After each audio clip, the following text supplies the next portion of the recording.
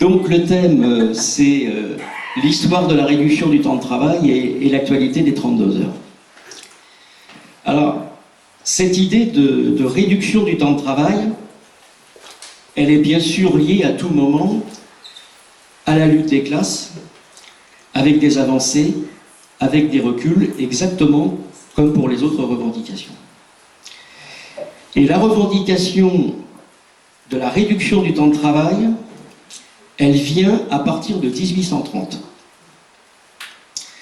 Il faut savoir qu'en 1841, les enfants de moins de 12 ans travaillaient 8 heures par jour et 12 heures pour les plus de 16 ans.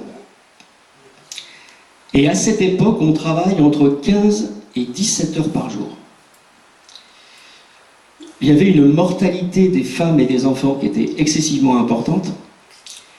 Et j'ai relu un certain nombre de choses pour voir une statistique effrayante. L'espérance de vie d'un ouvrier en 1840 est de 39 ans. On commence à travailler à 6 ans ou à 8 ans. On travaille 7 jours sur 7.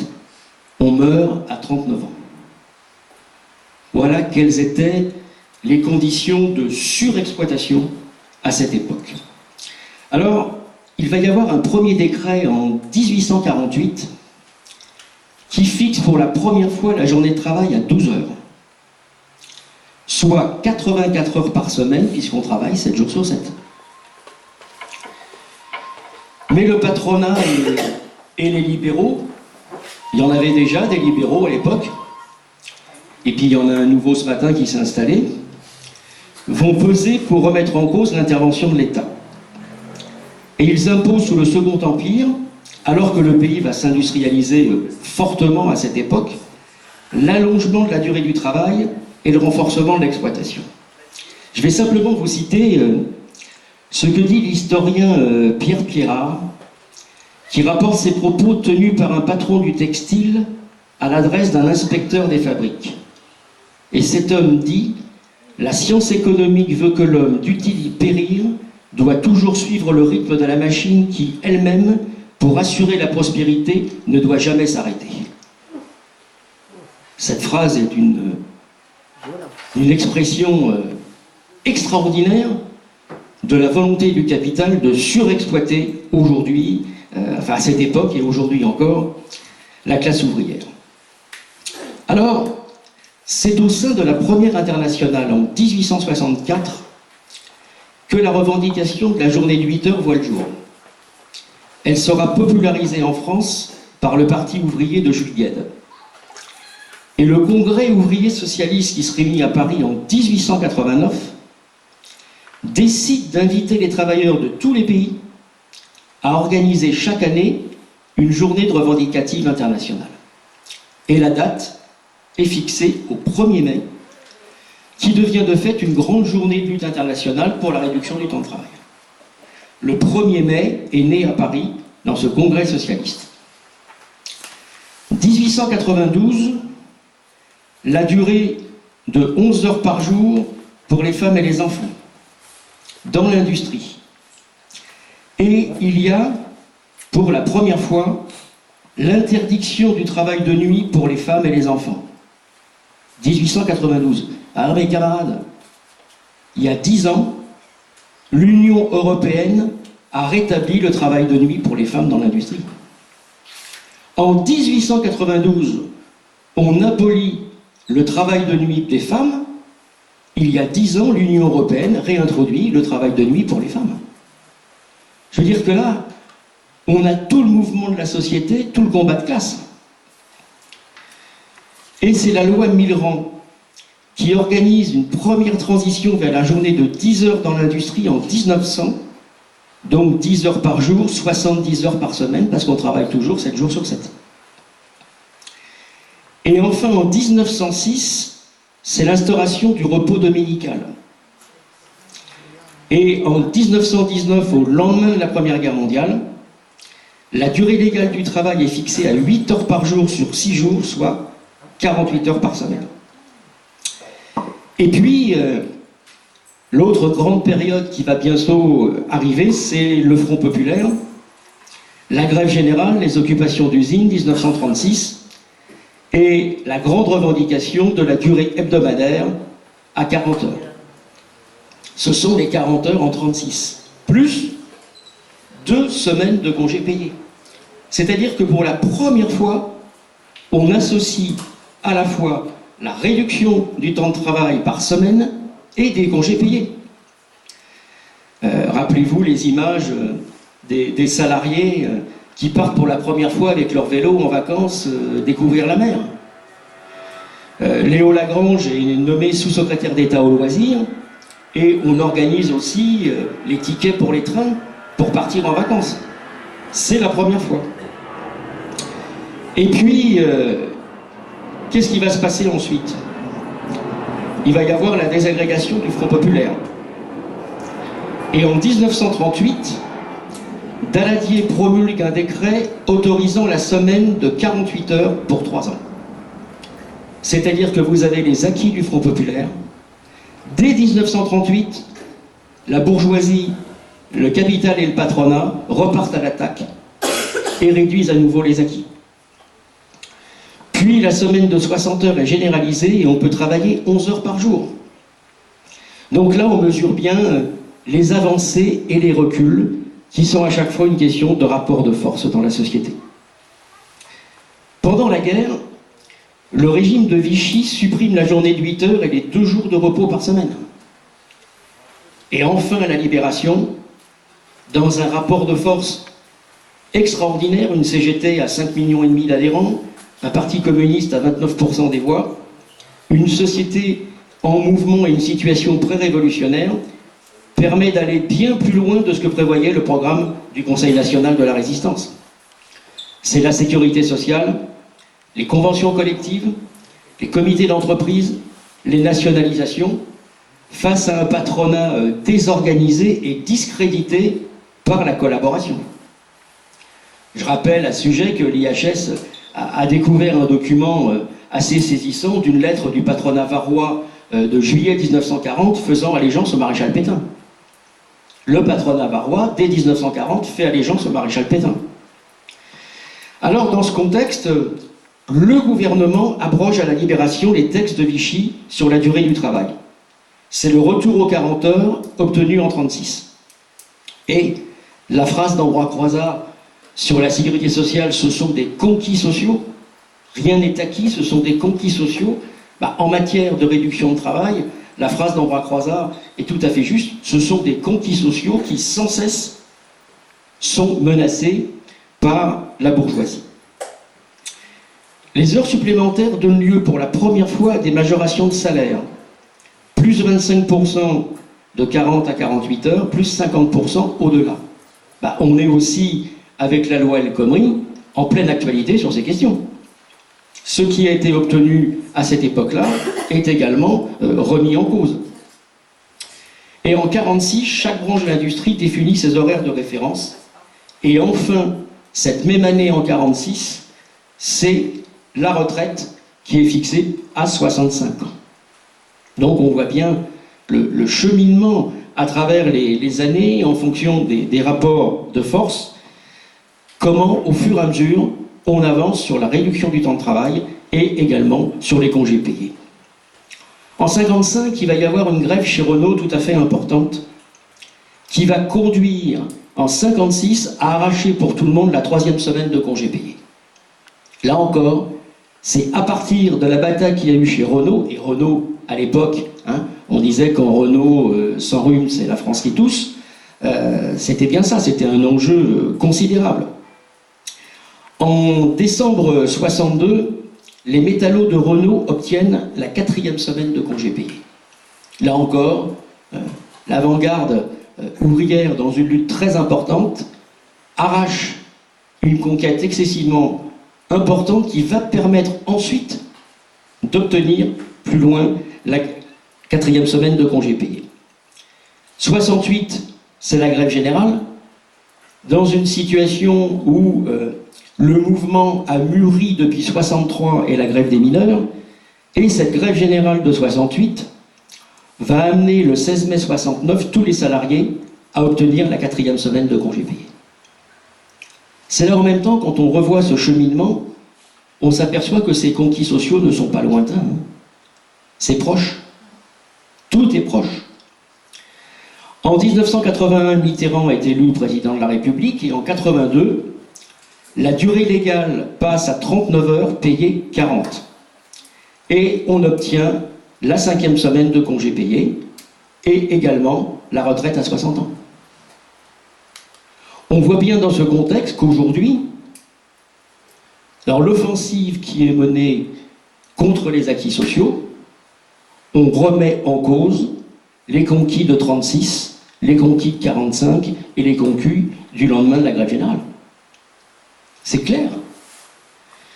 En 1984, c'est l'échec des négociations engagées par le patronat sur la flexibilité du temps de travail. En 1987, la loi Séguin facilite les recours à la modulation des horaires de travail. Donc on voit bien comment le capital se dispose pour attaquer les conditions de travail et le temps de travail avec des nouvelles formules. En 1993, c'est la loi quinquennale sur l'emploi qui introduit la notion d'annualisation du temps de travail, qui a été la première fois appliquée en direction des cadres.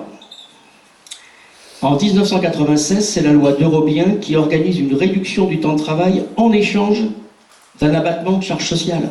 C'est-à-dire que là aussi, on voit dans ces dispositions la bataille contre les cotisations sociales, c'est-à-dire la bataille contre les retraites, contre tous les conquis sociaux, parce que plus on diminue les cotisations sociales, plus bien sûr on réduit les acquis de la sécurité sociale, dont les cotisations sont le produit du travail.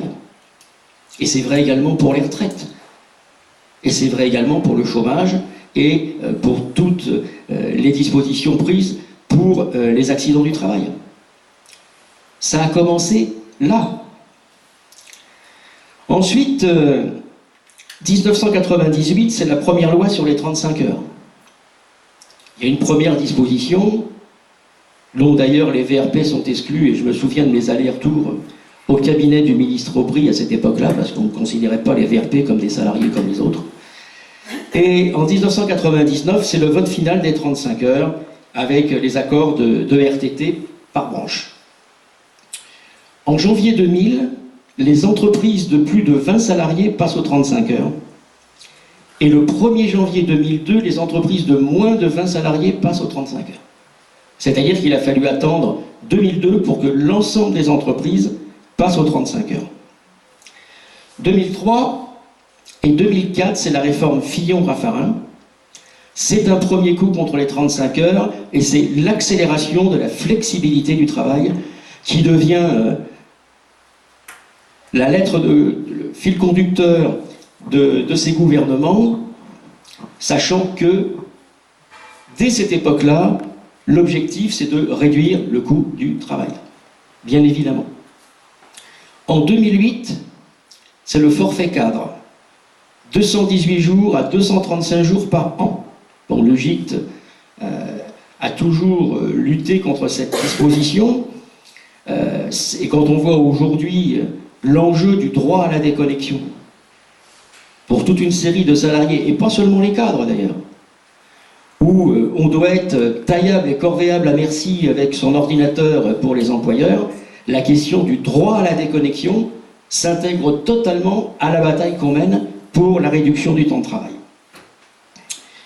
Donc, on voit bien dans ces conditions que gouvernement et patronat s'attaquent aux conquis de 36, de 45, de l'après 68, et qu'on est dans une situation où, effectivement, quand on pose cette question des 32 heures aujourd'hui, on entend souvent des camarades dire « oui, c'est bien les 32 heures, enfin, dans la situation où on est, est-ce possible ?» Alors la première réponse, c'est que nous avons droit à l'utopie, et l'utopie fait partie, et l'essence même, du mouvement ouvrier, du mouvement syndical. Moi je dis souvent aux camarades qui auraient pu prévoir en 1934 qu'il y aurait eu 1936. Qui aurait pu prévoir en 1942 qu'il y aurait eu la libération en 1945 avec un rapport de force révolutionnaire? Qui aurait pu prévoir en 1967 qu'il y aurait la grève générale de 10 millions de salariés en 1968? Donc, au regard de l'histoire, il faut bien comprendre que nous sommes aujourd'hui dans une situation où il y a une grande maturation, il y a eu les immenses batailles contre la loi El Khomri, et que, face au nouveau président de la République et à la politique qui va être menée, il va de toute façon falloir construire un rapport de force et construire des mouvements sociaux importants. Deuxièmement, la bataille des 32 heures, sur le terrain économique, c'est une bataille pour l'emploi. Les 35 heures ont, dans l'ensemble, amené 2 millions d'emplois. Les 32 heures amèneraient 4 millions d'emplois. 4 millions d'emplois. Donc la proposition de la CGT, c'est une proposition constructive. C'est une proposition qui répond aux besoins sociaux. Et qu'est-ce que nous disons? On veut travailler moins, on veut travailler mieux, on veut travailler tous. C'est ça la proposition de la CGT. Et à partir de là, nous disons qu'il y a aujourd'hui seulement 65% des entreprises qui sont passées réellement aux 35 heures. En moyenne, nous sommes à 39 heures aujourd'hui. Donc il faut bien mener la bataille, y compris pour les 35 heures et pour les 32 heures, avec le droit à la déconnexion. Et en même temps, la question des 32 heures pose le problème de la santé des salariés, non seulement la santé au travail, mais la santé tout court. Où on se tue la vie à travailler pour la plus-value du patron, où on essaye d'avoir une vie plus équilibrée et plus riche.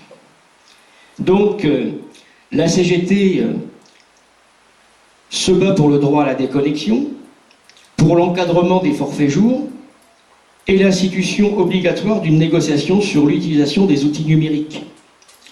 Et également le renforcement de la législation du droit du travail concernant le télétravail et le nomadisme, parce que là encore, dans ce domaine, il se passe des choses particulièrement graves. Et puis, nous faisons nôtre cette phrase d'Oscar Wilde: il ne faut pas simplement ajouter des années à la vie, mais de la vie aux années. C'est tout le problème de la qualité de vie. On propose de consacrer du temps pour se former selon son choix. On demande que 10% du temps de travail soit réservé à la formation dans les entreprises. Et on demande aussi des congés rémunérés pour consacrer du temps dans différentes périodes de la vie en fonction des objectifs des salariés. Et puis, les 32 heures, c'est obtenir de nouveaux droits pour favoriser de meilleures conditions d'exercice, de parentalité, de la petite enfance, comme dans le parcours scolaire. C'est aussi des droits pour aider des familles qui sont dans des situations d'aidants familiaux. C'est donc toute une démarche qui permet de redonner des droits et du temps pour s'occuper de sa famille. C'est une question excessivement importante, parce que quand on voit dans quelles conditions on travaille aujourd'hui, et pas seulement les cadres d'ailleurs, parce que maintenant l'ensemble des salariés sont soumis quasiment aux mêmes dispositions, c'est travail et tais-toi. Eh ben non, on veut une qualité de travail, mais les 32 heures, ça permet aussi de vivre. On se bat, vous le savez, pour que la retraite soit à 60 ans, mais pas, comme certains candidats, 60 ans avec 40 ans de cotisation, parce que 60 ans avec 40 ans de cotisation, comme les jeunes aujourd'hui commencent à travailler à 25 ou 27 ans, ils ont leur premier CDI en moyenne à 27-28 ans, vous faites le calcul 40 ans, ça fait la retraite à 68. Non, la retraite à 60 ans en prenant en compte les années d'études. C'est la proposition forte de la CGT. C'est la validation donc des études, c'est le départ anticipé en retraite pour les travaux pénibles, c'est l'ouverture du compte pénibilité à partir de 50 ans, et également le passage automatique et immédiat à 32 heures pour les salariés qui travaillent de nuit et qui cumulent au moins 3 critères de pénibilité. Donc, ça aussi, ce sont des propositions qui sont excessivement importantes et qui correspondent à chaque fois en fonction des entreprises à des besoins. C'est pas simplement le slogan 32 heures, c'est quel contenu on y met. Et tout ce contenu répond à des revendications pour différents salariés dans différentes entreprises. Je le disais, on est aujourd'hui, à travers les 32 heures, dans l'optique de faire déjà passer un maximum d'entreprises à 35 heures, car je rappelle que la durée moyenne du travail aujourd'hui est de 39 heures, que c'est la perspective de créer 4 millions d'emplois, donc de booster la croissance et d'anticiper l'arrivée de nouvelles ruptures technologiques qui ne vont pas manquer, le digital, la robotisation, parce que Macron ne cesse d'ailleurs d'en parler et se fait le chantre de cette révolution, mais si on n'est pas capable, à travers la diminution du temps de travail, à travers la réorganisation du travail, de précéder ces révolutions numériques, on aura encore des conséquences sur l'emploi qui vont être dramatiques. Donc ça pose la nécessité impérative de se former, de préparer les nouveaux métiers. Donc, la revendication des 32 heures, ça n'est pas un slogan, même si, bien entendu, on le formule au départ comme ça, mais les 32 heures, c'est tout ce contenu-là qui répond aux besoins des salariés. Alors, je voudrais vous dire, comme on m'a demandé d'être court, je vais l'être. Quand on voit tout ce parcours et toute la durée du temps de travail, on voit que les avancées et les reculs sont liés en fonction des grandes périodes historiques, en fonction des acquis sociaux. 36, 45, après 68, on a avancé. Et dans les périodes de recul, on recule aussi sur ces questions. C'est l'expression du rapport de force.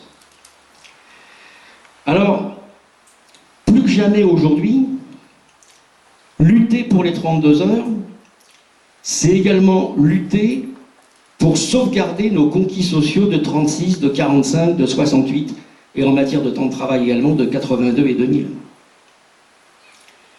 Face à l'offensive qui va être menée, résister est nécessaire pour reconquérir. On ne pourra pas reconquérir si on n'est pas capable de résister. Les deux choses sont liées. Et en même temps, la bataille des 32 heures, c'est l'affaire de tous les salariés. De tous. Donc ça nécessite qu'on aille au débat, qu'on explique dans les entreprises, qu'on prenne des initiatives, parce que c'est comme ça qu'on va amorcer le rapport de force qui va être nécessaire. Il faut donc bâtir, dans les mois qui viennent, toute une série d'initiatives autour des 32 heures pour mobiliser les salariés sur cet objectif. Comme on dit à l'IHS, tirer les enseignements du passé, c'est en même temps nous permettre de mieux comprendre l'actuel et de réfléchir aux défis de demain. Et incontestablement, nous avons là un sujet qui est un sujet d'actualité. Nous pouvons puiser à travers cette histoire des éléments de réflexion et des éléments qui nous permettent d'aller au débat et d'expliquer aux salariés que c'est un enjeu. Et donc, c'est aux structures de la CGT de s'emparer du dossier des 32 heures. Et je pense qu'à l'Union locale de la Garde, de la même manière, c'est un dossier sur lequel vous allez vous pencher. Voilà rapidement ce que je pouvais vous dire pour introduire le débat. Je vous remercie de la qualité de votre écoute. Je voudrais vous dire que les seules batailles perdues d'avance sont celles qu'on ne mène pas. Alors défendons nos conquis sociaux et vive les 32 heures.